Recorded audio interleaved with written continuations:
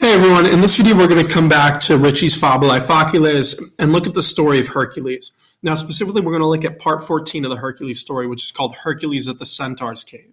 So like I always tell you in these videos, the first thing you want to do, if you can, is to look through the vocab, find a vocab list, whatever you can do, or make one yourself, just so you can have a good sense of what the words are. It's very difficult to read the Latin if you're just not sure what the words are that you're looking at. So you always want to start with vocab. Then you want to brush up on any grammar you see. So if you read through the story the first time, take note of anything you don't understand in terms of grammar. You can always go back, look up these grammar things that you're not sure of, and then read the story again. That read and reread method is really powerful and will help you identify areas you're struggling with.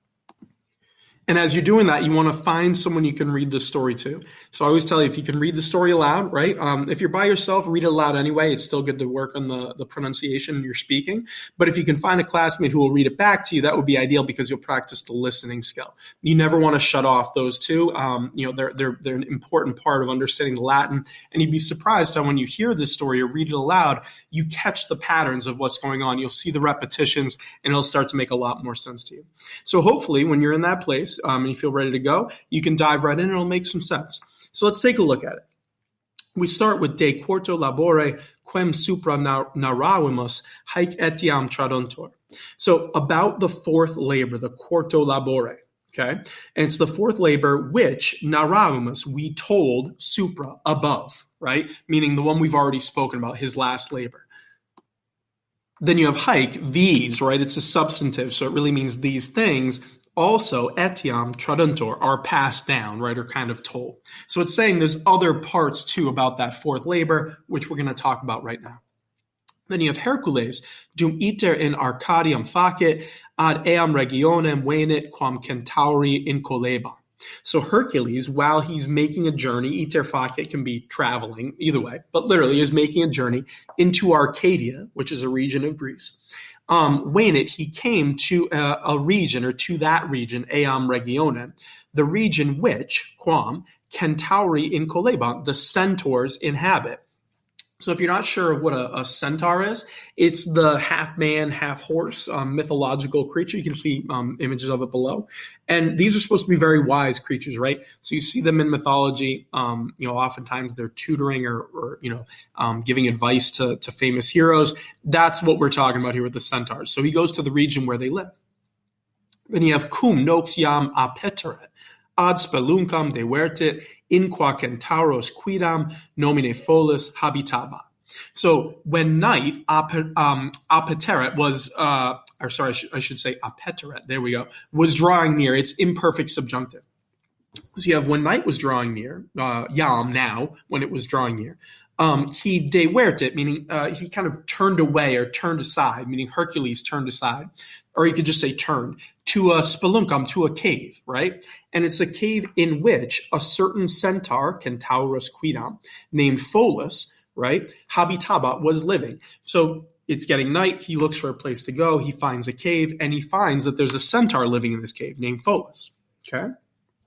Then you have ille Herculem benigne excapit et canam paravit. So ille, meaning the centaur, Pholus, he escaped, he welcomed Hercules benigne, kindly, right? So he welcomed Hercules and he paravit canam, he prepared a meal, dinner, you might say. But Hercules, right? So at Hercules postquam cenavit, venum a pholo postulavit. So, but Hercules, after he dined, right? Postquam cenavit. So after he dined or after he ate, he asked, or he requested, you might say, postulavit. He requested wine, vinum, from Pholus, right? A pholo. So after they eat, Hercules is asking for some wine. Then you have erat autem in spelunca magna amphora vino optimo repleta quam Centauri ibi deposuerant. So there was, however, in the cave in Spelunca, right, a large amphora or a great amphora, magna amphora. And it's an amphora repleta, having been filled. It's a perfect passive participle, right? So having been filled with vino optimo, with the best wine, right? Here's your ablative. You have that passive verb, in this case a participle, so you're looking for an ablative, and this is it, right? So it was filled with the best wine. And it's the amphora which, right, quam is referring to the amphora, which the centaurs, there's your subject, centauri, had sort of deposited or had placed there, right? De possueron is pluperfect, so you could say they had put there. Then it continues. You have folus egetor hoc vinum dare nolebat, quod reliquos centauros timebat. So folus, therefore, right? He did not. So it's saying since the other centaurs had put the amphora there, therefore folus, he did not want nolebat dare. He didn't want to give hoc vinum, this wine, because timebat, he was afraid or he was fearing reliquos centauros, the other centaurs, right? So he doesn't want to serve this because he knows all the centaurs put it there, and supposedly he's supposed to be watching it, so he doesn't want to give the wine to Hercules.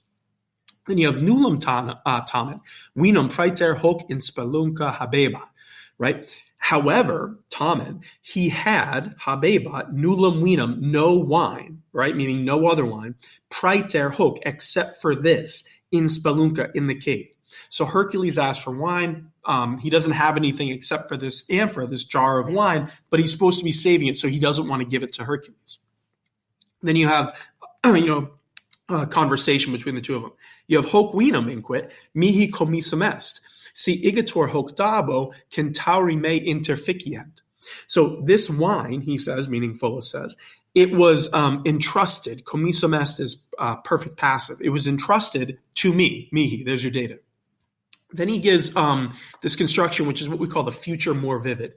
So he's going to use two future tense verbs, both indicative, right? So when you do this in Latin, it's saying this is going to happen as a certainty, right? It's not a guess of what would happen or what might happen. He's saying, no, this is actually going to happen. He says, if therefore, right, dabo hoc, I will give this, meaning this jar, to you.